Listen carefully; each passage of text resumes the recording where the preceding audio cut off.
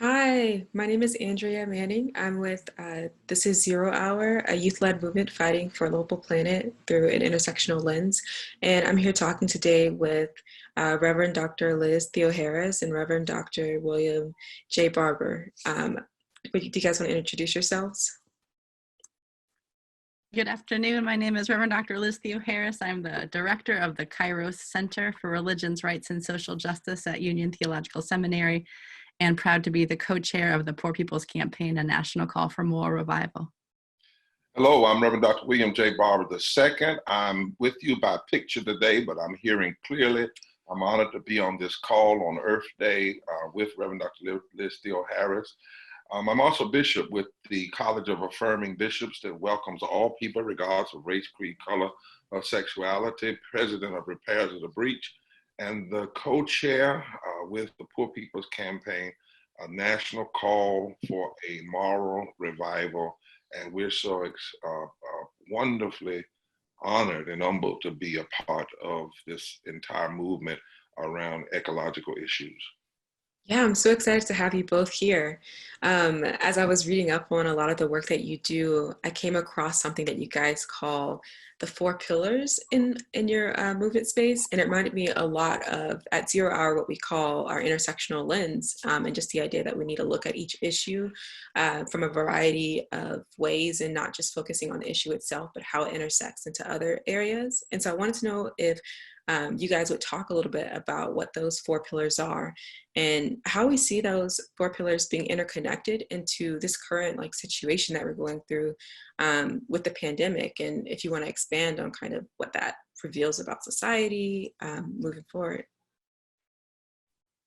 And we can start with Dr. Barber. Please start with Liz. No, please, Liz. Okay. All right. Well, again, it's really good to be here. And indeed, the Poor People's Campaign, a national call for moral revival, sees these interlocking injustices, starting with systemic racism, systemic poverty, the ecological devastation, the destruction of the earth and everything we know on it and in it, and militarism and this war economy.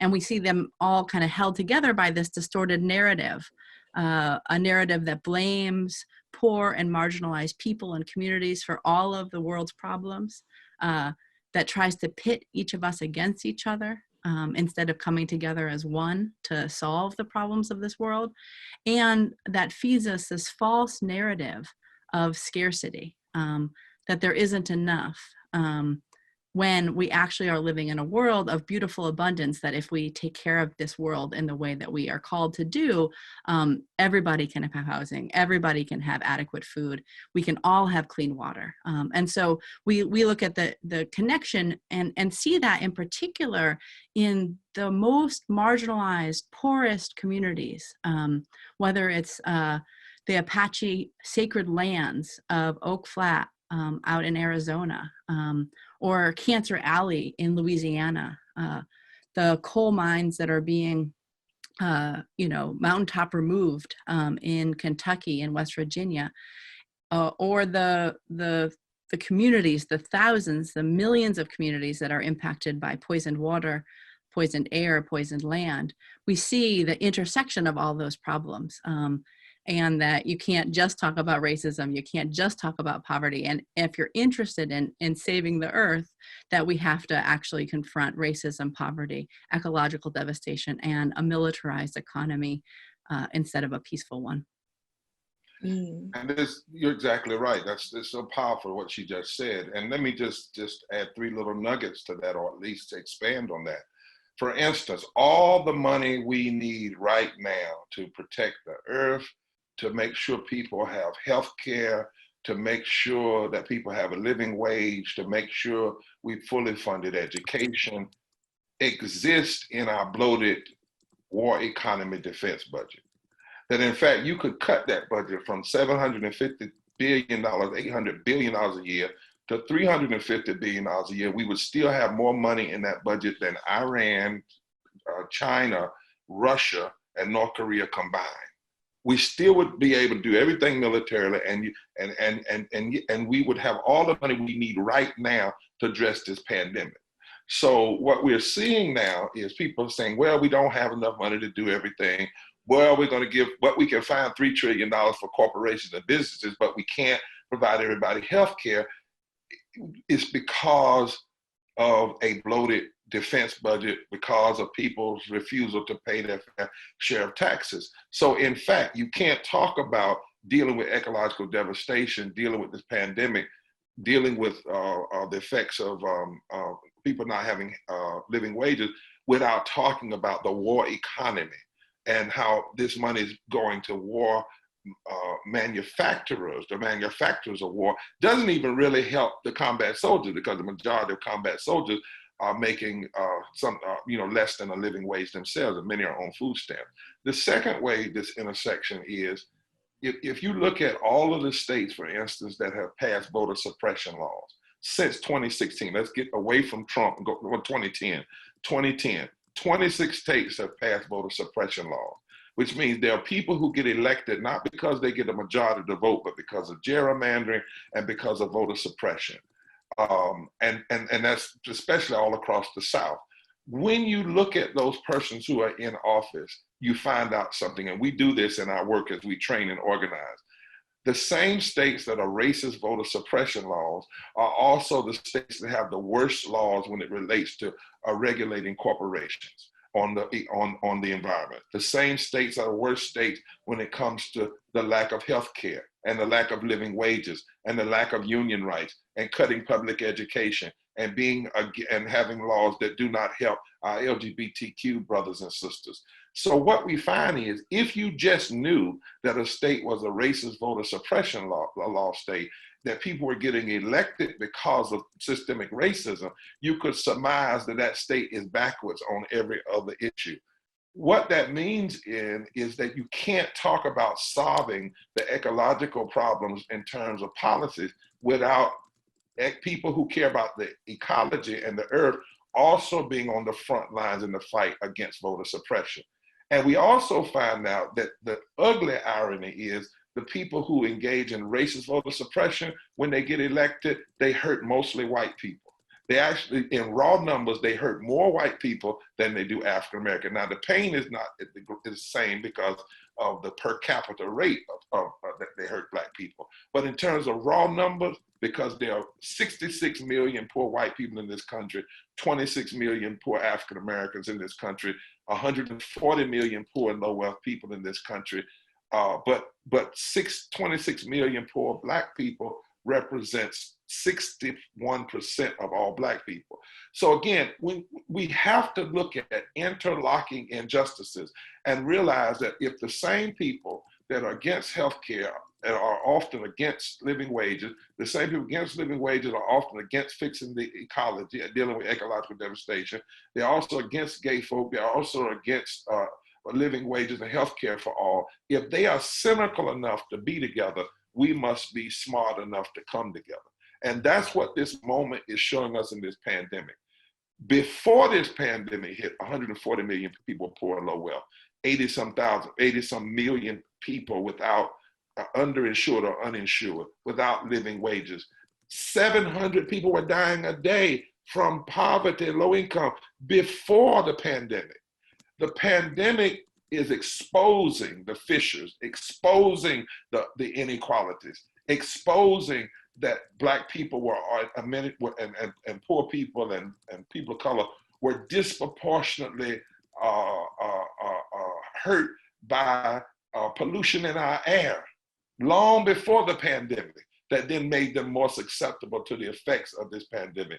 So this is a moment that is showing us we better stand together and fight together and change this country together, because in fact, all of these issues have an impact on what we all care about. Yeah, and I want to just take it back to something you mentioned about voter suppression being a big part of this issue that we're seeing with environmental issues, and that in order to address this, we need to also address that. I think with 2020 being this big election year, it's really important for us to talk about the fact that we need to get our communities out to the polls. And sometimes it's not such a matter of like wanting to go, or, but it's a matter of access. So I guess I have another question, which would be, what are ways that you believe that as a community we can work together to improve access to the polls and to get our communities collectively there so that we can vote on these issues, so that we can improve the situation, and we can vote in favor of that with what we need in order to survive. Well, you just said something that's very critical, and I like the way you framed the question. How can we get out? I noticed you didn't mention a candidate, and that becomes the first thing. We have to, in this moment, get people to vote because of what we care about, even if the candidates that are out there aren't all the way where we need them to be, because we need to vote and push. That's why the Poor People's Campaign is saying we must shift the narrative in this country. We got to make all of the politicians see the people who are often ignored, the 140 million poor and low income people. And by the way, the number of poor and low income people who are eligible to vote far outweigh the margin of victory of any candidate that has run in the last 20 years. 100 million people stayed home in the last election. Many of them were poor and low income people. We know that if we're doing a study that Liz has helped put together that says if 3 to 5% of poor and low wealth people across all races and geographies would be organized around an agenda, not a personality, an agenda, and they would vote, that 3 to 5 to 10% could change the political calculus and fundamentally shift who gets elected, even in southern states. Now, what that also means is, though, they can't just be organized around a personality. They got to be organized around an agenda.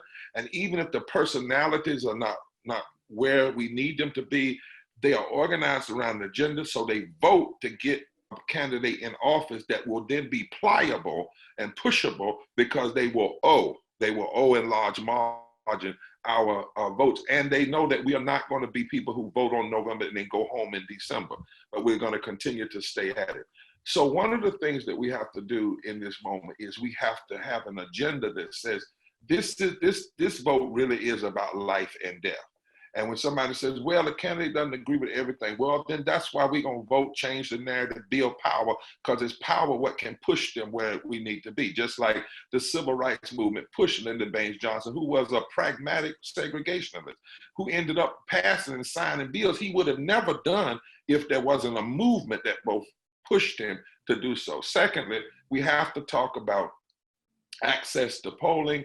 We're going to have to push even Democrats to fight harder, because we need $2 billion right now to protect the democracy. They've only passed $400 million in these last 4 budgets, nearly $3 trillion to corporations and businesses, and less than $500 million to protect the democracy, on top of the fact they've not done anything to guarantee health care. So what's happening is, people, if they're going to risk their lives to stand in line, they need to know that what they're voting for will save their lives.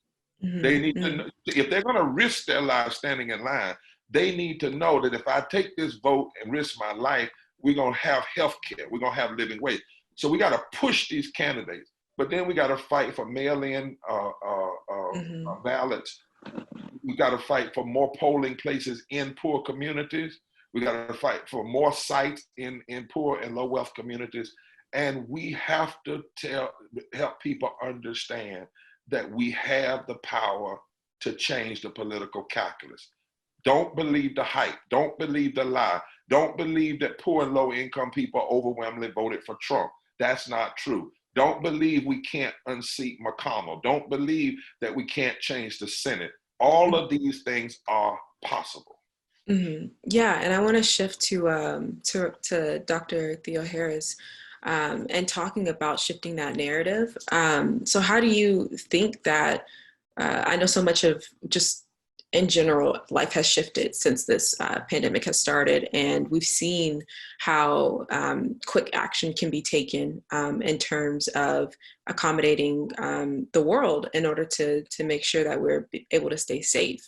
And so when we think about the future of issues such as like climate change and the urgency in which they're addressed, how do you see that shift in narrative happening, whether it is through voting or through just the way that we have, now come to revisualize and reimagine, life in this state and response in this state? How do you see that in the future?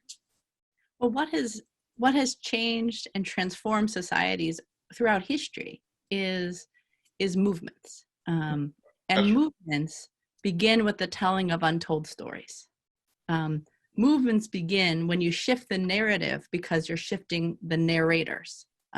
Those who are talking about not just the pain that we're experiencing, not just the lack of healthcare, not just the lack of clean water, not just the sacred lands being decimated by mining companies, but also the solutions. The fact that, you know, we still have 14 states that haven't passed Medicaid expansion, that nobody else has gotten insurance in this pandemic, even though, as Reverend Barber was saying, you know, trillions of dollars have gone now to bail out the rich, with very like little pennies for the poor. So part of this, in terms of building a movement, is starting to talk about and put forward a proactive, bold solution, series of agenda that people can get behind. And as we shift this narrative, as we say, no, it's not my individual not turning the lights off enough that has made it impossible for people to have electricity. It's a look at these corporations, including military contractors, who are contributing the most to hurting our earth, right?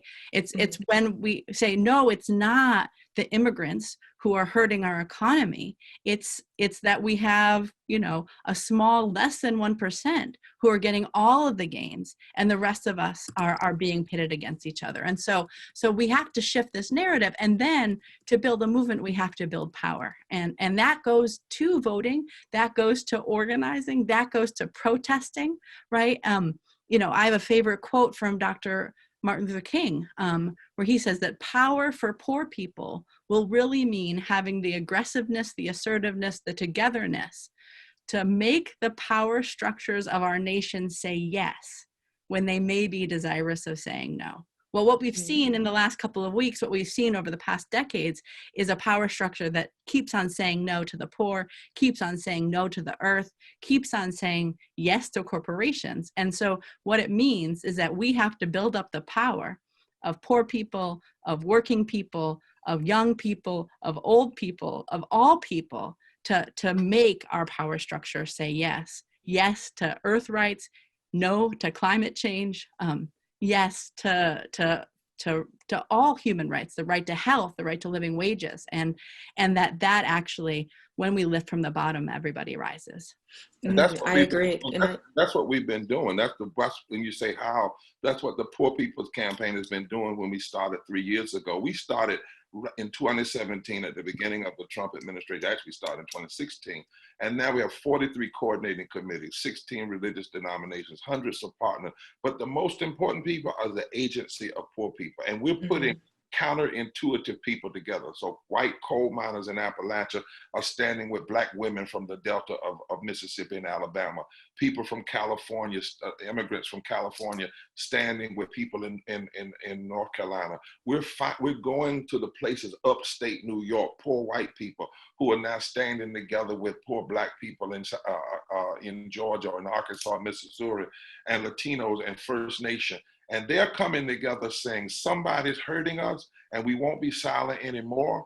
And what's happening is when we get to June 20th, 2020, for this mass Poor People's Assembly mass march on Washington digitally, you will not so much hear from a bunch of people talking about the poor.